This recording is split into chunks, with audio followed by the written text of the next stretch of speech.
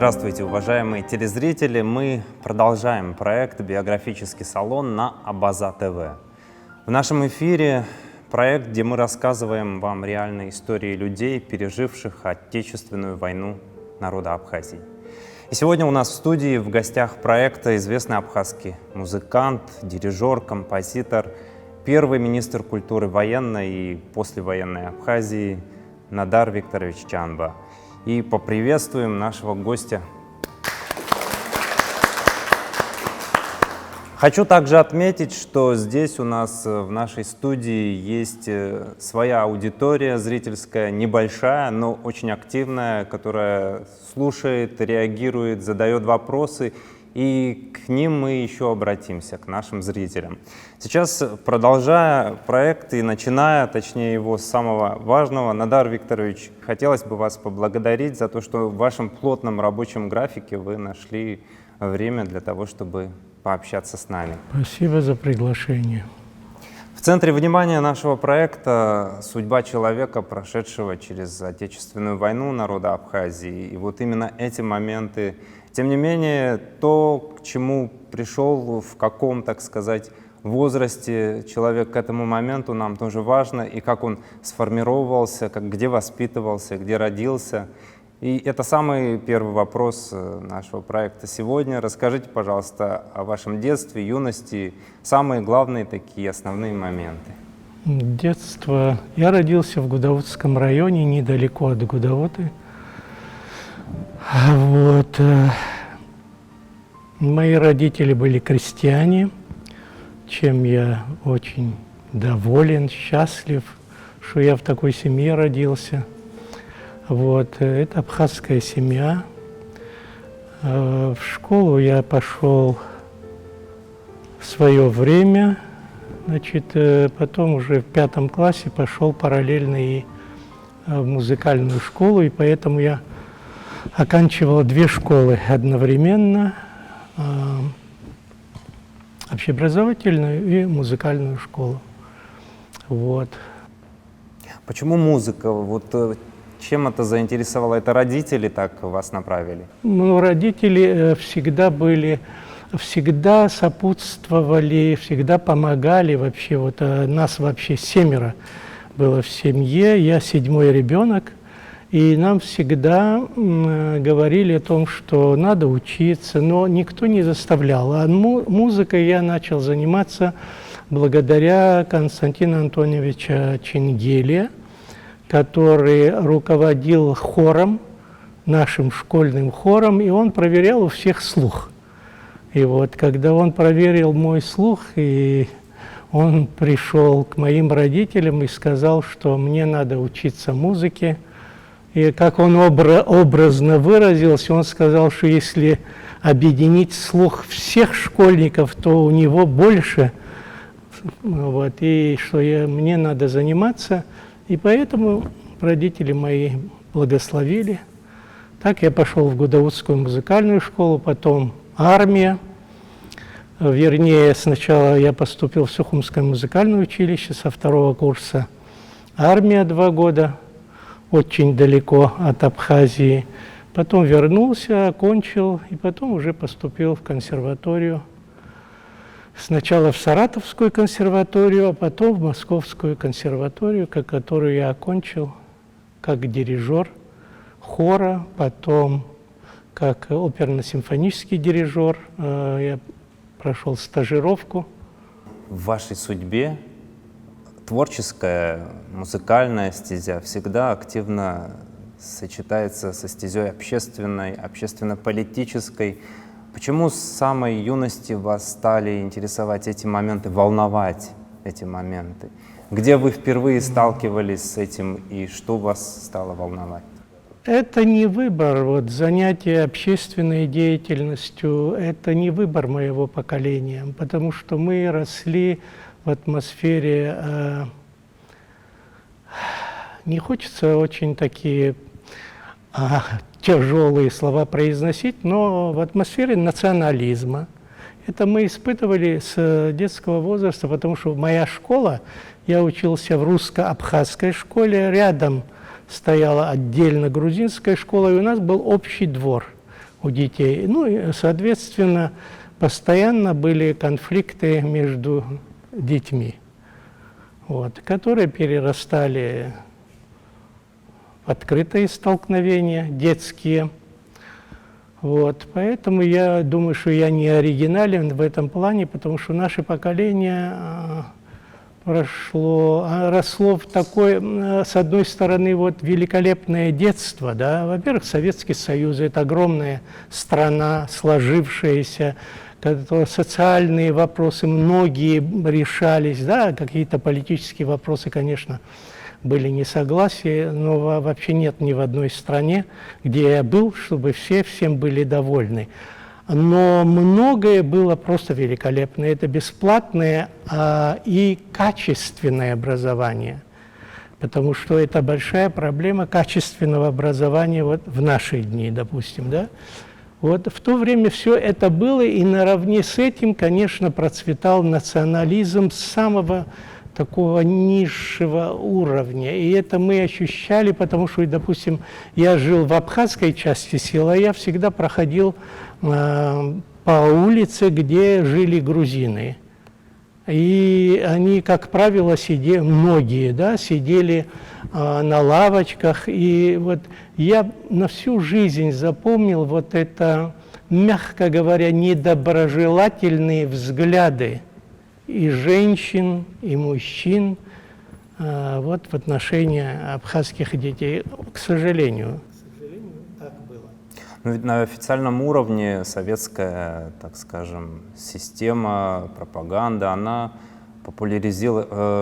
продвигала космополитизм, интернационализм. И что означал грузинский национализм? Это отношение свысока или отношение как к лишним? И вот что это было? Как оно проявлялось? Это было высокомерное отношение к абхазскому народу. Оно не только в детстве ощущалось, оно ощущалось вплоть до окончания нашей войны.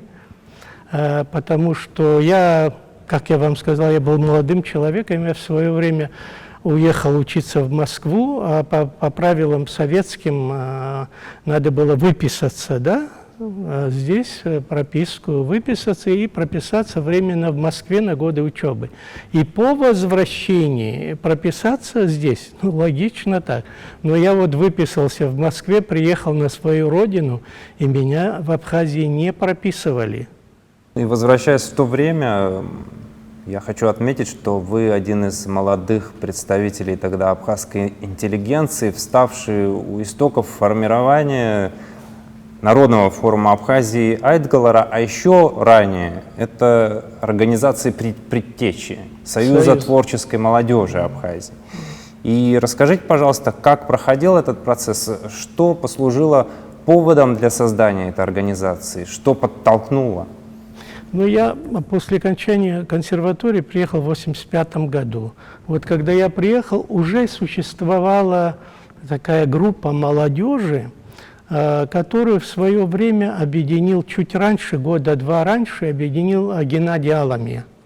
Она не называлась, эта организация «Союз творческой молодежи», но вот они проводили поэтические вечера. Как они рассказывают, я не был, естественно, там, туда приходили даже несколько грузин, ну, в смысле интеллигенция, поэты, писатели и так далее. Но быстро они, говорят, ушли оттуда. Когда я приехал, естественно, никого не было, были только абхазы, русские, евреи, армяне, греки и так далее. И вот при мне уже мы создали союз творческой молодежи, куда входили, ну, писатели, художники, музыканты, люди разных профессий, и технических, кстати, профессий. Вот. И мы уже начали, во-первых, впервые вот эта молодежная организация наша, она довольно крупной была, и мы это оформили юридически. Вот. Так что мы имели юридический статус, и мы имели разные секции. которые занимались по конкретным направлениям, допустим, которые существовали в то время. Были те, кто занимался экологическими проблемами. Вот в то время, я помню, мы ездили в парк, где СФТИ, и там какие-то, в общем, большие проблемы были. Была утечка каких-то веществ, и мы эти вопросы поднимали, обсуждали и так далее, потому что в советское время, сейчас тоже это так, но в советское время особенно все умалчивалось. Вот. Это мы поднимали. Были проблемы, вот, связанные с русскими священниками в Абхазии. Вот я помню, я ходил тоже вот, с Леной Заводской, мы ходили, кстати, к нашему митрополиту Сухумскому, Абхазскому, вот, и обсуждали вот эти проблемы, что относиться так нельзя, тем более в лоне христианской церкви и так далее. Ну, очень много вопросов, естественно, и политических, и так далее. И в это время, вот вы сказали насчет Айтглара, в это время во всем Советский Союз уже распадался, это конец 80-х годов, и в республиках советских, особенно в Прибалтике, и начали создаваться вот такие национальный фронт, так называемый, понимаете? Потому что проблемы, которые были подняты, вот, скажем, народным форумом, уже, это уже общественно-политическая организация, понимаете, это вопрос свободы. А вопрос свободы не мы подняли, он был поднят в то время, когда был порабощен наш народ, понимаете? В то же время Союз творческой молодежи, вот вы говорили как-то, что он продвигал идею и вообще был первой организацией, которая предложила отмечать День махаджиров, памяти махаджиров. Это общественно-политический вопрос. Да, конечно. Мы поднимали и такие вопросы. Сейчас, конечно, молодое поколение, да и старшие не помнят, конечно, действительно, потому что это уже такая дата значимая, она в нашем календаре есть ежегодно, в мае отмечают этот день, но этот день действительно, вы правильно сказали, впервые организовал Союз творческой молодежи. Это большая организация была, поэтому я не называю конкретные имена, потому что я боюсь забыть кого-то, потому что их было очень много, и было бы неэтично кого-то назвать, а кого-то нет. Но мы действительно, это была очень сплоченная организация, очень значимая, авторитетная в нашей республике, и с ней не считаться не могли. Мы так поставили себя, понимаете, поставили не просто, а по своим делам. Действительно, в советское время вопрос изгнания абхазского народа, это вообще нельзя было затрагивать, понимаете? И поэтому, конечно, все не так гладко проходило. Ну, поскольку я был во главе этой организации, наверное, больше всех угроз получал я. Ну, не только лично, и через моих родственников, через моего старшего брата, угрожали, чтобы эту тему я закрыл, и иначе будут плохие дела, иначе посадят, одним словом. На уровне официальных властей, КГБ, так скажем, да? КГБ, конечно, КГБ. Вот, и они говорили, ну, я сказал брату, ну, пускай посадят меня, но посадят же после проведения этого дня, а этот день мы все равно проведем. Вот так мы ставили вопросы. Ну, к счастью, никого не посадили. Вот уже переходя от Союза творческой молодежи непосредственно к Айтглара, как происходила трансформация, как вы вот перешли уже в более такую активную фазу действий? Естественно, Народный форум Айтглара – это факт, что он родился в недрах Союза творческой молодежи. Потому что Первые, как я сказал, была интеллигенция, которые письма писали и много раз выступали против национализма и так далее, но объединиться они никак не могли вот эти все годы, а у нас уже был опыт объединения. Вот молодежь, когда я говорю, это не такая уже, понимаете, зеленая молодежь, мы окончили уже вузы, нам по 25, 30, 35 лет и так далее, мы уже какой-то жизненный опыт у нас был, и мы имели свой образ, и мы имели свое слово.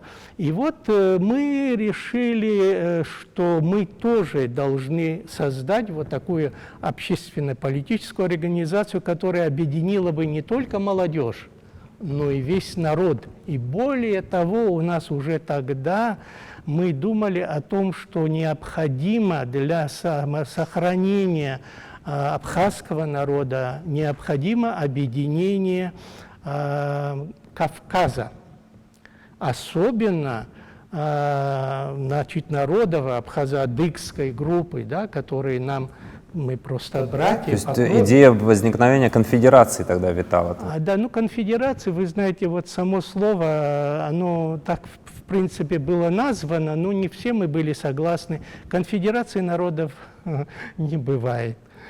Вот. Ну, вот такое название имело место, оно осталось в истории, конечно. Вот. Мы изучали опыт создания Горской республики в 20-е годы. Вот. Это тоже, если вам это интересно, я могу рассказать, что вот с этой идеей ко мне пришел Даур Зантария. Вот. И он сказал о том, что в архиве, в личном архиве Дзидзария Георгия Алексеевича есть документы об этой Горской республике. И я тут же позвонил кум Фломия, Царство Небесное, был великолепный человек, очень добрый. И я ему тут же позвонил, он был директором архива, и сказал, что вот так я слышал, что там есть у вас, я хотел бы. Он говорит, конечно, приходите. Я помню, вот этот пожилой человек, насколько доброжелательно нас принял, отвел в отдельную комнату, принес вот такую огромную папку, и мы с Дауром Зантария смотрели вот эти документы. Ну, по документам стало ясно, что какие причины провала создания Горской республики, конечно, в то время никто не дал бы вот такую республику. Ну, потому что во все времена есть формула «разделяй и властвуй». То есть и 100 лет назад был невыгоден единый Кавказ, и после он этому никогда противодействие. не будет выгоден большим государствам, и это не только России. Я не хочу сейчас глубоко в политику влезать, просто вот коротко можно сказать, это везде, во всех больших государствах есть такое направление, скажем, деятельности, что они размежевание народов. Возвращаясь к Айтгалара, расскажите все-таки, как вы потом нашли людей, которые возглавили организацию и сами так или иначе остались немного в тени. И еще один вопрос, было ли у вас тогда ощущение, что вот идет накатывание, так скажем, снежного кома, и в ближайшем будущем это может привести к вооруженному противостоянию, прямому? Да. Ну, действительно, мы не в тень ушли, мы ушли в кухню работать. Когда мы решили создать это, вот, сегодня уже можно говорить, я думаю, когда родилась идея создания Айтгалара, вначале мы решили ознакомиться с опытом прибалтийских республик, которые в этом смысле продвинулись уже далеко вперед. Потому что там были созданы, а они уже опыт перенимали из Польши. Вы в свое время помните, солидарность была в Польше, а потом уже в Прибалтике. После Прибалтики уже в других республиках, и в том числе вот мы решили, не то что решили, это уже жизнь подсказывала необходимость, и поэтому ну, в советское время тоже так особенно интересоваться этими движениями, сами понимаете, это нельзя было, и поэтому мы как-то тайком, мы умудрились 3 человека поехать в Прибалтику. Ну, в первую очередь в Вильнюс, потому что там, именно там вначале, и они больше прошли в этом направлении. Ну, со мной были сейчас уже Царство Небесное Даур Зантария и Рома Гвинджи. Вот мы 3 человека поехали в Вильнюс, и мы увидели, что они, конечно, уже издавали свои газеты, журналы и так далее. Они во многом продвинулись вперед. У нас всего этого ничего не было, конечно. Оттуда мы тоже поехали в Латвию, в Ригу. Вот. Там тоже ознакомились, у них более, значит, слабо все было поставлено. Ну, и в Таллин мы уже решили не ехать, потому что нам, в принципе, было все понятно. Но, понимаете, одно дело, когда я говорю опыт, это обязательно надо учиться, да, всегда.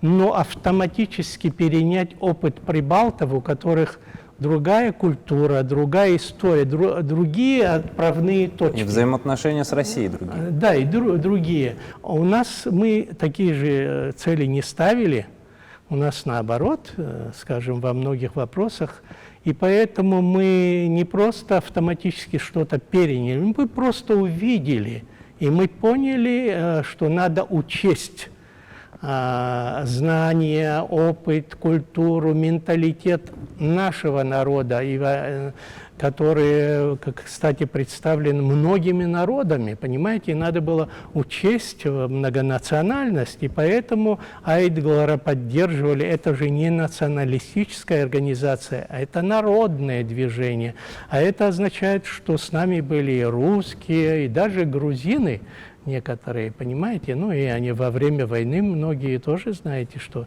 на нашей стороне воевали. Ну, представители разных народов были, немцы в том числе, понимаете, хоть и маленькая группа, вот я помню, мы это тоже учитывали, вы понимаете, вот маленькая группа немцев, которые в Абхазии живут, и мы со своей супругой в то время часто ездили в Германию, ну, на концерты и так далее, и другие вопросы были разные. И мы отсюда, у современных, в смысле местных немцев, взяли письмо, мы сказали, напишите все, что вам нужно, да, вот, и мы повезли туда, оттуда привозили сюда, то есть устанавливали контакты, и вот это отношение абхазов, коренного населения, да, государства образующего народа к другим народам, оно, естественно, имело большой результат имело. Сплачивающую обязательно. силу давало. И это потом уже сыграло, и мы увидели во время войны, да, и 2 армянских батальона, да, сразу были, и другие многие народы и так далее. Вот. Ну и теперь о том, было ли ощущение, что впереди война? Ощущение, как вам сказать, наверное, ощущение, конечно, витало, вот крайнего напряжения, ну, не могли не заметить люди сенситивные, вот.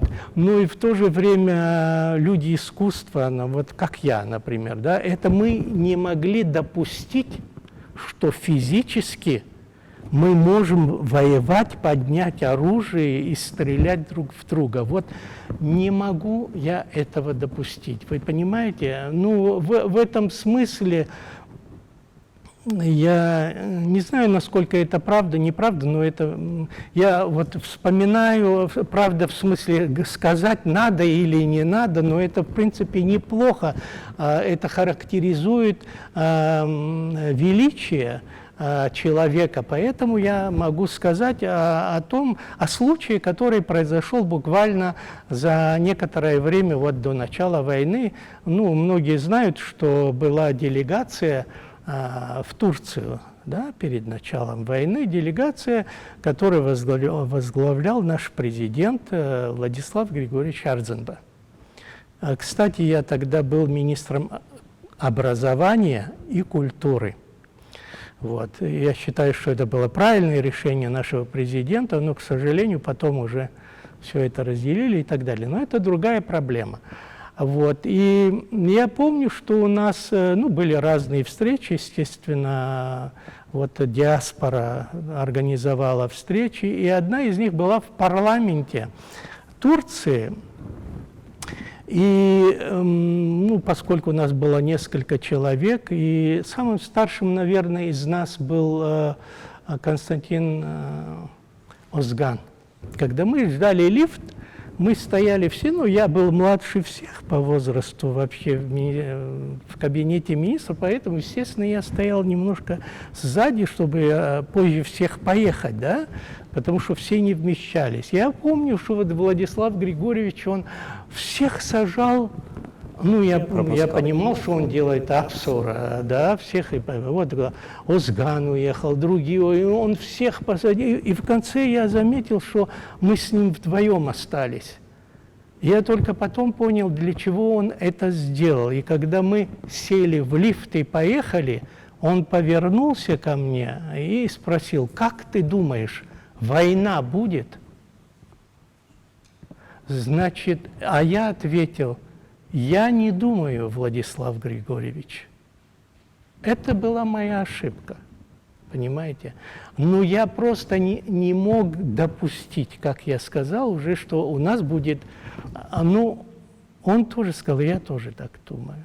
Значит, вот люди, интеллигенция, да, не все могли допустить эту войну. Хотя среди нас, среди наших друзей, в том числе вот наш близкий друг Мучный Хварцкий, он все время говорил, что будет война.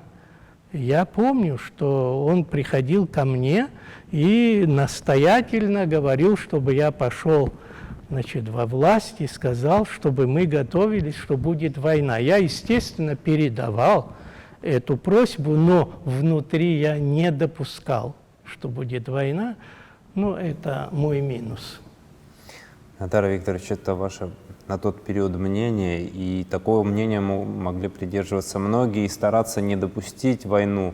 Но было ли ответное движение в грузинской интеллигенции? Были ли там люди, которые стремились найти общий язык и сделать войну невозможной? Вы знаете, когда человек оказывается в воронке, он видит мир только вот то, что видно через воронку. Вот это ощущение было в то время, потому что грузинский народ со своими политическими лидерами вот этих общественных движений, когда по телевизору там 7-8 ученых там садились и говорили об исключительности нации, о том, что вообще, понимаете, все живые существа произошли именно вот от этого народа.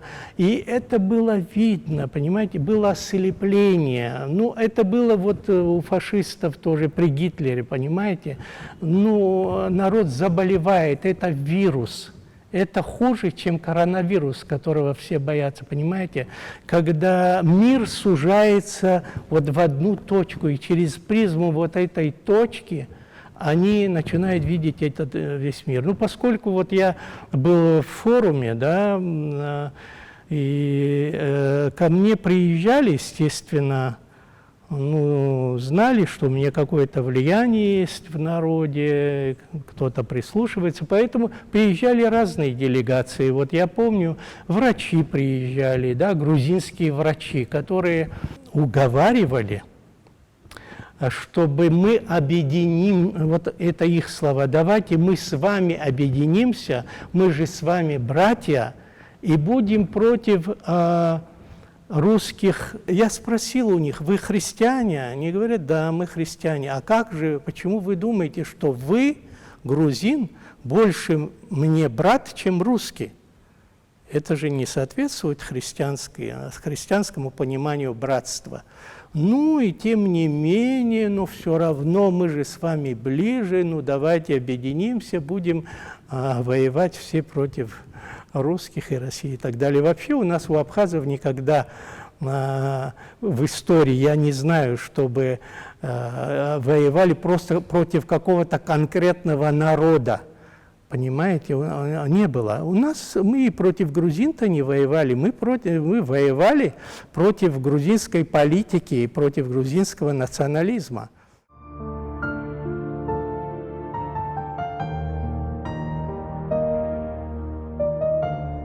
Где вы встретили первый день войны? Каким вы его помните? Надар Викторович, вы где находились в этот момент? В Доме правительства, в самом правительстве? Это было вечером, поэтому наверняка я не находился. Но я помню, вот, может быть, это на второй день, а может быть, в этот день днем.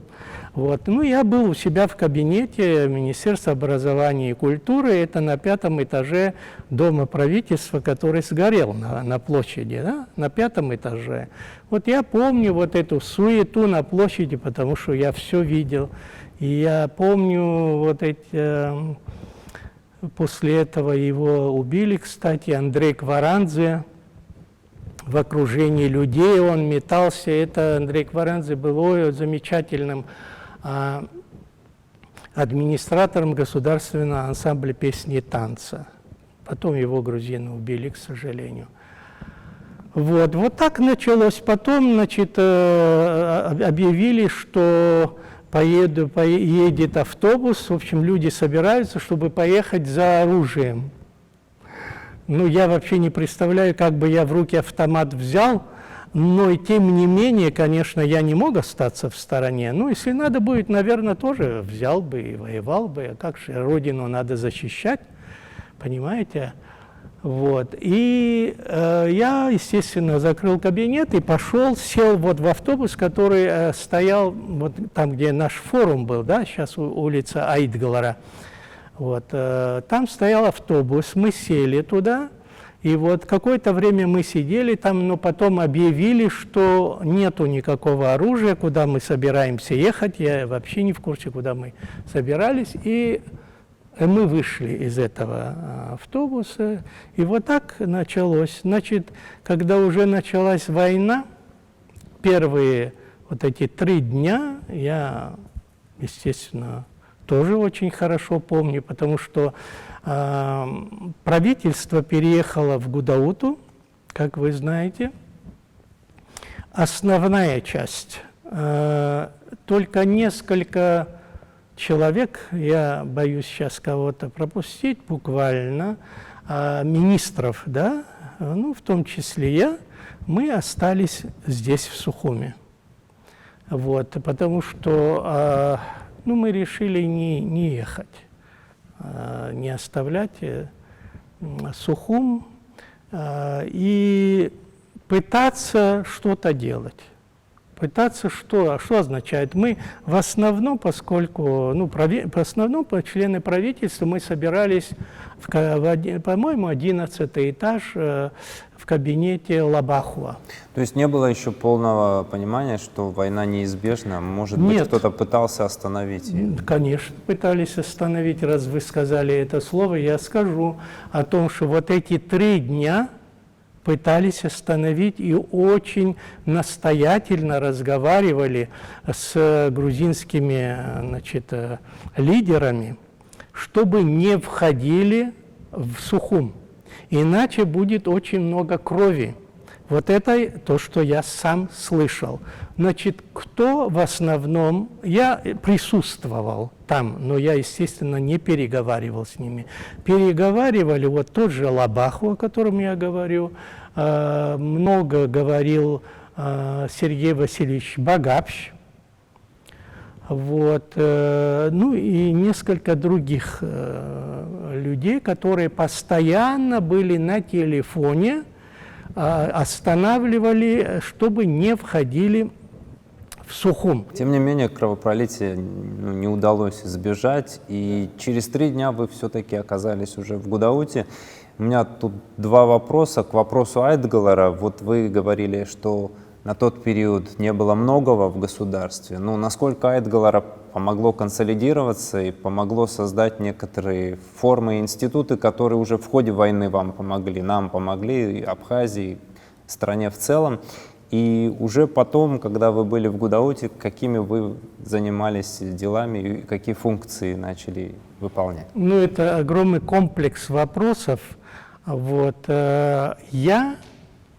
Мое, естественно, каждый говорит свое мнение, поэтому я не говорю, что это вот мое мнение. Да, есть разные мнения, но я не представляю войну, особенно на начальном этапе, без Айдгалара.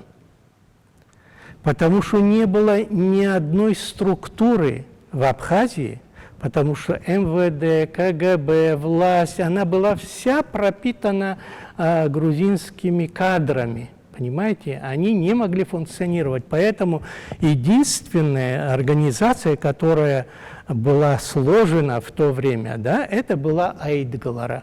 Другое дело, что во время войны, естественно, военные структуры уже забрали вот эту власть и так далее, но сам опыт объединения народа, который дал Айдгалара, он естественным образом помог в самоорганизации. Вы же знаете, что у нас и Министерства обороны-то не было, понимаете? Это потом все создавалось, и поэтому опыт народа в консолидации своих интересов, своих сил в самоорганизации, конечно, помог в организации и сопротивления. Действительно, молодое поколение явилось двигателем. Но мы не старались возглавить Айдгалара. Я помню, что вот когда мы создали уже, да, уже на этапе, когда нужно было избирать председателя, да, никто из нас не сказал, что я буду. И, понимаете, потому что мы понимали, что дальше надо, значит, весь народ объединять, Кавказ объединять и так далее. А мы были молоды. И поэтому мы решили предложить быть председателем Алексея Ночевича Гогуа. Но я помню, что мы вдвоем со своим, значит, товарищем мы пришли к Алексею Ночевичу, и что он говорил? Он говорил о том, что он вообще в политике не разбирается, что он вообще не, он, естественно, поддерживает эту идею, да? Но и он согласился только в том случае, когда я сказал, что я буду рядом, я буду в кухне работать, все делать, но возглавлять должны вы, потому что это надо учесть культуру и психологию нашего народа, понимаете? И вот, и когда началась война тоже, да, уже, значит, в форуме был не Алексей Ночевич, а уже был Сергей Миронович Шамба, да, более молодое поколение, более энергичное, более, может быть, даже разбирающееся вот в этих более конфликтных делах, понимаете? И поэтому я считаю, что Народный форум сыграл огромную роль вот, в нашей войне. Говоря непосредственно о вас, вы, будучи уже в Гудауте, начинаете исполнять обязанности министра образования и культуры.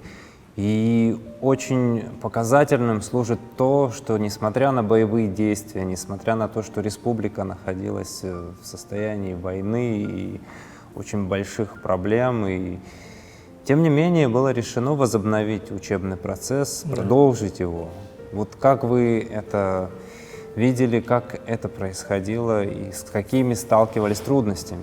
Да, ну то, что мы оказались вот в Гудауте, тоже это совершенно случайное явление, потому что вот эти 3 дня, которые, я говорю, мы были здесь, да, и команды, которые шли из Гудауты, руководству, там, ну, поставить охрану в Госбанке, поставить охрану там театра или что-то другое, мы понимали, что руководство страны не имеет точной информации и положения, какая может быть охрана, если там, где мы сидели на 11 этаже, мы около окон не сидели, только вот в этих проемах стенных, потому что залетали пули. В нас же стреляли все время, потому что свет же горел. Понимаете, в городе Абхазии уже не ходили, и поэтому стреляли. И какая охрана может быть, если вы помните, по-моему, на 13 этаже висела огромная эмблема, да? Вот. И я помню совершенно точно, когда мы увидели, что поднялся вертолет, и вот этот вертолет сначала, значит, пустил ракету, и здесь дом, как сказали, одного грека взорвался вот здесь где-то вот в этом районе, а вот другой снаряд был выпущен по этой эмблеме, и эта эмблема рухнула. Вот с этой огромной, я до сих пор помню этот грохот, который, понимаете, от того, что вот это сорвалось, и какая охрана могла быть. И поэтому нам Хашба был мэром города Сухума, вот нам вдвоем поручили поехать в Гудауту и сообщить руководству реальное состояние Сухума, да? Вот. Но вот в эти 3 дня успели, значит, наши руководители, которые здесь остались, они успели вот нашу молодежь, которая в Гумисте, да, перевести их на ту сторону реки, и это спасло очень много жизней. И вот когда мы с Хашба ехали в Гудауту, и вот в этот же день мы прямо вот и не успели въехать в этот мост, остановились, потому что увидели, что летит самолет. Прямо вот вдоль этой реки, и самолет, вот Су-2, я не знаю, как называется, вот, и он, по-моему, на обратном пути, сейчас не могу уточнить точно, выпустил ракету. Понимаете? И когда он улетел уже к морю, мы, естественно, проезжали мост, и картина, которая представилась, ну, это невозможно описать. Это невозможно описать, это... Жертвы были ужасные, чудовищные. И вот мы поехали, значит, в Гудауту, и в этот день грузины вошли в Сухум, и мы просто, а мы должны были вернуться, и мы просто не смогли вернуться. Вот так я оказался в Гудауте. Ну, в Гудауте мы оказались, и надо было начать работу, и мне дали там временно кабинет, заведующий района, да, дал. Вот. Ну, в итоге заведующий, я там поработал какое-то время, но наш парламент ведь тоже туда переехал, а им негде было работать, поэтому я передал этот кабинет, он довольно большой был, нашим парламентариям, чтобы они там занимались. Я нашел маленькую каморку, и я там организовал как бы свой офис и работал там. Ну, надо было очень много делать, потому что война войной, а дети должны были учиться. Поэтому, значит, мы, естественно, все вопросы, которые я буду говорить, естественно, вначале это не моя заслуга. Это вначале все я обговаривал с президентом, и только с благословения президента мы начинали какие-то дальнейшие действия, потому что военное положение. И вот мы решили, все-таки очень много было из Кварчала, Очимчирского района, Сухумского района, да, детей было очень много, и надо было их организовать. И вот мы со своими коллегами, нас было немного, но мы очень работали. У меня был заместитель Адлейба, вот, и очень тоже по образованию очень много помогала. Ну, в смысле культуры, сами понимаете, что люди культуры были вовлечены или в военные действия, или они помогали тем, кто воюет, да, доставляли, снабженцами работали, многие работали в ансамблях и так далее. А вот в области образования, конечно, очень много. Я собрал преподавателей, те, которые оказались значит, из разных районов, они все оказались в Гудауте, да? И мы распределили всех детей по школам, и чтобы они начали заниматься. И так мы организовали обучение. Очень важно понимание, кто стоит во главе государства. И я очень доволен, что я работал вот с таким выдающимся не только ученым, но и руководителем, и мыслителем, который понимал с полуслова, что необходимо делать, понимаете? И вот когда в военное время надо было аттестаты готовить, а у нас аттестаты, которые были до этого, были на 3 языках, на абхазском, грузинском и русском, да? Естественно, такие аттестаты мы не могли выдавать, поэтому я поехал в Госзнак России, в Москву, с готовыми новыми бланками, формами, вернее, на абхазском и русском языке, формы аттестатов, и нашли деньги здесь, в Абхазии, во время войны, и мы всем выпускникам вручили аттестаты. Надар Викторович, говоря именно о ваших инициативах в сфере образования, культуры в тот период, нельзя не отметить идею внедрения Апсора как предмета с 1 по 11 классы. И на тот период, в 92-м, она нашла поддержку в руководстве страны, эта идея, и она начала реализовываться. Однако в дальнейшем была нивелирована, не нашла уже понимания, может быть, в научном сообществе. Почему так произошло? Вы до конца не консолидировались, не поняли друг друга, или научное сообщество здесь по-своему понимало, вы по-другому понимали? Вот как складывался этот процесс? Апсора. Без него нет будущего у абхазского народа. Это совершенно определенно для меня. Вот. Проблемы, которые возникли с преподаванием, о котором вы говорите в школе, потом в университете тоже была идея у многих организовать это все, связано с недопониманием. Я не хочу никого оскорблять. Мы все разные, вы понимаете, на этой земле. Ну, кто-то больше имел возможности получить информацию. Мы же не экстрасенсы, да? Каждый из нас получил знания от людей, от каких-то, значит, в каких-то библиотеках и так далее. У нас совершенно разный уровень, и в этом вся прелесть. Другое дело, что мы не должны навязывать. Я вообще Апсора никому не навязывал никогда. Но должен ли был создаваться учебник? Или на каком уровне? Естественно, ну вот в смысле учебник, вот, ну не хочу вот на эту тему говорить. Вы понимаете, дело не в учебнике. Дело в самой идее спасения. Классификация была сделана. Это же не просто голословно. Ну неужели вы думаете, что я, мои коллеги, лучшие преподаватели, ученые, которые с удовольствием... Владислав Григорьевич, отправная точка, вот когда, значит, я первая, когда идея эта возникла, я пришел с этой идеей к Владиславу Григорьевичу.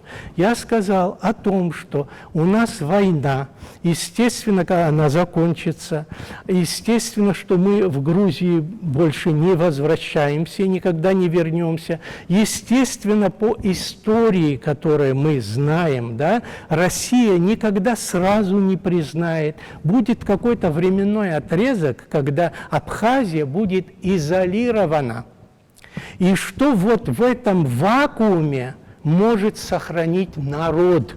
И я видел это только в возрождении Апсора. Я и сегодня, еще раз подчеркиваю, кроме Апсора нет никакой другой цели у абхазского народа.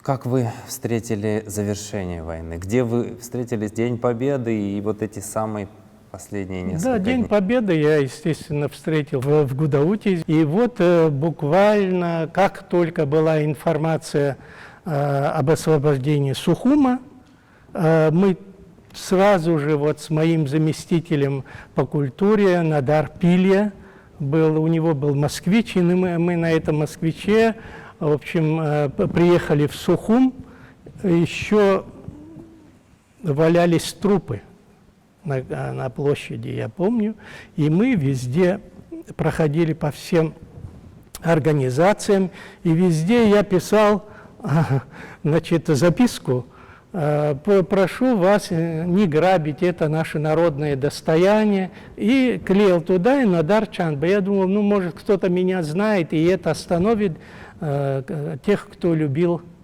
грабить. Да? Вот. Вот так я встретил. И потом уже после окончания войны уже в Сухум переехали сюда. И, ну, сейчас, честно говоря, я не хочу вспоминать даже вот эти моменты, которые я видел, как, вы знаете, вот последнее мое воспоминание, последнее, где я видел Владислава Григорьевича, это опять-таки Гуместинский мост. Значит, мы вот очередной раз, когда приезжали сюда с Нодаром Пилья, мы проехали Гуместинский мост и остановились, потому что перед нами была огромная машина, я даже не знаю, такие, то ли я таких не видел, или просто мне показалось так вот, огромная машина с вот креслами, Фура. ножками кресел, диванами и так далее. И я вышел и увидел, на подножке машины стоял Владислав Григорьевич и ругал водителя. Вот это было последнее, то, что я видел. И, может быть, вот это и явилось каким-то толчком, что вот это меня бы разрушило. Понимаете? Ну, я не боюсь смерти, мы никогда не боялись. Вот эти 3 дня, когда мы были в Сухуме, вы знаете, мы ночью иногда даже выходили, могли с любого угла пристрелить, тем более после Союза творческой молодежи, после форума и так далее. Но Бог спас нас. Не в этом дело. Понимаете, мои лучшие друзья, многие далее склонили голову за Абхазию, мои братья и так далее. Дело не в боязни, а дело, когда человек жив и разрушается. Духовно разрушается, это ужасно. Вот вы отвечаете сейчас уже частично на мой следующий вопрос. Я хотел узнать, что сподвигло, что стало причиной того, что вы уехали сразу после войны. Я понимаю, что это было очень важно. Да, это было очень важно, и я решил, вот я увидел, война закончилась, да, будут трудности, естественно, какие-то, но это не боязнь трудностей, а боязнь вот разрушения. Остановить это я не мог, потому что это, ну, нельзя было такими вещами заниматься. Есть такое понятие, если идет лавина с горы, то вы лавину не остановите. Вы должны отойти, сохранить, а потом уже смотреть, что вы можете сделать. Вот я решил так сделать. Я думаю, вот что я прав. В развитии этого периода в вашей жизни вы уехали в Южную Корею, в Сеул, где занялись творчеством, и тем не менее Абхазия всегда была у вас в помыслах, в действиях. Расскажите, пожалуйста, как случилось так, что Шаратен выступал на корейской сцене, что этому способствовало, как вы этого добивались, а кто противодействовал? Да, ну, Корея — это, конечно, долгий период в моей жизни, который я вообще никогда не полагал, что в Азии я когда-то буду работать, и тем более 16,5 лет. Это огромная часть жизни и замечательная, скажем, вот воспоминания, все, что связано. Вот я получил приглашение туда, значит, руководить коллективом. Я поехал туда. Ну, после этого я работал во многих местах, и в том числе профессором университета, одного, второго, третьего и так далее. Было очень много концертов. И, естественно, везде, где я находился, я писал. Вы знаете о том, что даже когда концерт, да, всегда маленькая автобиография пишется. Всегда я писал о том, что Абхазия. Вот многие потом, вот интеллигенция подходила и спрашивала, а где это находится Абхазия? Вы понимаете, Сеул же очень далеко отсюда находится. И в течение 16,5 лет десятки тысяч корейцев узнали, что такое Абхазия, вот через мои концерты, через мою биографию. Как Шаратен оказался на... Шератон оказался, проходил международный фестиваль танца, где участвовало 23 страны. Вот. И у меня один из организаторов, скажем, был мой очень близкий друг, профессор, с которым я работал в одном университете. И он, естественно, помог пригласить ансамбль Шератон. Это большой ансамбль, там около 40 человек приехало, понимаете? И это имело колоссальный эффект, это имело успех, и тем не менее очень были большие споры в дипломатической среде, насколько я Большие знаю. проблемы были, конечно. Я вот все негативы, я все время, негативы меня разрушают, понимаете? Поэтому я все время стараюсь их как-то забывать.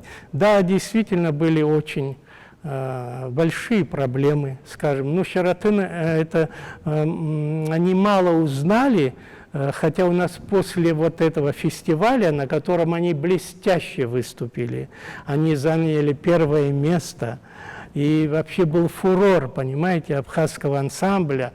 Было очень много угрозы, но я все время почему-то получаю угрозы, даже очень далеко за пределами. Вы знаете, в Корее нет посольства Грузии, не было в то время, но было посольство Грузии в Японии. Вот из Японии приехал посол Грузии, чтобы сорвать выступление нашего ансамбля. Они были возмущены, потому что наш флаг висел в центре, вот этих 23 флагов, в центре висел с одной стороны флаг Японии, с другой стороны флаг Армении. Ну, это все, конечно, их раздражало очень. Надар Викторович, мы обратимся к нашей аудитории. Я думаю, многие уже хотят давно задать вопросы. Пожалуйста. Здравствуйте, Надар Викторович. В продолжении того, что вы сказали о предмете обсора в школах, хотела отметить, что в тот момент, когда я училась в школе, да, это был 7-8 класс, боюсь ошибиться, при Сергее Васильевиче Багапше у нас все-таки в школе 1 год преподавали этот предмет, потом по неизвестным мне причинам это все прекратилось. Вот. Хочу вам сказать за эту инициативу огромное спасибо. Надеюсь, что в скором времени вас услышат и примут решение по этому вопросу. Вы говорили, что ваше поколение переживало период перемен, и что эти перемены продолжаются до сих пор. Какой совет вы можете дать нам, нашему поколению, молодому, чтобы с достоинством пройти этот период перемен, и что нам следует предпринять? Стоит ли вообще? В первую очередь молодежи надо объединяться. Айдгалара. Вы знаете, вот само даже название Айдгалара нашей организации не каждый сразу воспринял, да, когда мы предложили это название, но оно сыграло. Почему это вообще название Айдгалара? Потому что наша идея всегда была Айдгалара. Если не объединиться, то по одному очень мало можно сделать. Поэтому объединяйтесь. Объединяйтесь на чем? Только на идее. Понимаете, а идея какая? Идея сохранения Апсора. И когда говорят, что вот у нас абхазов нет национальной идеи, нет. То, что я не знаю, не означает, что его нету. Национальная идея, она изначально, вот когда Абхаз появился на этой земле, да, Бог дал землю и сказал, делай Апсора. То есть занимайся своим духовным развитием. Очень глубокие вопросы вы затронули. Спасибо. Есть еще вопросы? В первую очередь хотела бы поблагодарить за то, что поделились. О большом значении Айдгалара мы как-то всегда слышали и дома, да, и в учебниках, но всегда интересно вот так вот услышать от тех людей, которые вот все, откуда все начиналось. Вы сказали о ее роли Ну и еще вот такой вопрос. Вы начали говорить о том, что вы задумывались об объединении Кавказа. Ну, сама идея об этом вы сказали, но все же вы очень многое сделали, потому что сразу же, как только началась война, наши братья с Северного Кавказа сюда пришли. И сегодня и от родителей слышим о том, что как духом воспрял абхазский народ, когда стали приезжать к нам на помощь наши братья. Вот какие первые шаги, как вы начинали налаживать мосты, чтобы это произошло? Не просто так же они на второй день сюда пришли. Спасибо большое. Спасибо за вопрос. Это действительно тоже вот, когда я говорю Айтглар, это подразумевает и вот Кавказ, да, объединение Кавказа. Естественно, я говорил о том, что даже вот отмечать День Махаджиров, да, как мы говорим, это запрещалось, но тем более объединение Кавказа. Это просто огромные были сопротивления. Но в то время уже Народный форум объединил, не люблю такие лучшие части и так далее, нет, но таких прогрессивных наших ученых, писателей, интеллигенцию, одним словом, и уже, понимаете, мы были сильны. И уже вот следующий этап, конечно, мы начали вопрос объединения, да, как я сказал. Вот в этом смысле тоже объединение большую роль. Вы знаете, я же сказал, что я музыкант, и я никогда не видел чечена. Вот в то время я никогда не видел чечена. Я видел абазин, потому что мы с концертами ездили, капелла, да, вот у меня слезы были на глазах, когда я видел, что дети, абхазские дети на абхазском разговаривают, а мы здесь такой национализм испытывали, да, и нас мало было. Это все мы испытали, и вот когда мы начали объединять, конечно, было просто неимоверное сопротивление, угрозы не только мне, вот и нашей интеллигенции всей. И в итоге, когда они увидели, что невозможно это остановить, они сказали: хорошо, сделайте этот съезд, да, первый съезд горских народов Кавказа, он так назывался, да, вот съезд сделайте только не в Сухуме. В Пицунде, в Гагрину, где-то, только не в Сухуме, не в столице. Но мы сделали это в зале Союза писателей в Сухуме, вы знаете, да? И вот так мы и действовали. Вот. Безусловно, без объединения Кавказа не было бы вот такой быстрой реакции кавказских народов, понимаете? Были разные названия, предложения, в итоге назвали Конфедерацию горских народов и так далее. Вот. Дело даже не в названии, а в той работе, которую эта организация сделала. Конечно, уже были объединены, они к нам приезжали. Я помню вот это впечатление, когда даже в период создания, еще не создали, да, представители Чечни, там, Кабарды приезжали в таких папахах, да, и они в Народный форум, Айтгалары приходили, в первую очередь, да, и мы с удовольствием их заводили к Алексею Ночевичу, тоже нашему Абыргу, да, и это тоже лишнее подтверждение того, что не мы, молодое поколение, их встречало, понимаете, а солидные наши люди. Вот. И кавказские народы, конечно, многие говорят, вот кровь сыграла, это все играет. Кровь может играть, он там находиться и переживать, понимаете? А нам надо было реально перейти горы пешком и прийти, как многие пришли сюда, понимаете? Вот. И это большое значение. Я всегда вспоминаю с благодарностью деятельность именно вот этой конфедерации. Светлана Ханагу, учитель истории, родилась и выросла в городе Ткварчал, но последние 27 лет живу в Агуцере. Я хотела вам сказать огромное спасибо, что вы сегодня здесь, и что я так близко вот так соприкоснулась с вашей биографией. Человека, которого я знала как известного музыканта, композитора. Да? Сегодня вы открылись для меня как такой активный общественный деятель, человек, который болел и болеет душой до сих пор за Родину, за Апсуара. И вот это ваше духовное состояние, оно так передается. И еще я хочу вспомнить такой момент, когда я первый раз услышала, как южнокорейцы пели вашу песню на абхазском языке. Для меня это был шок, потрясение.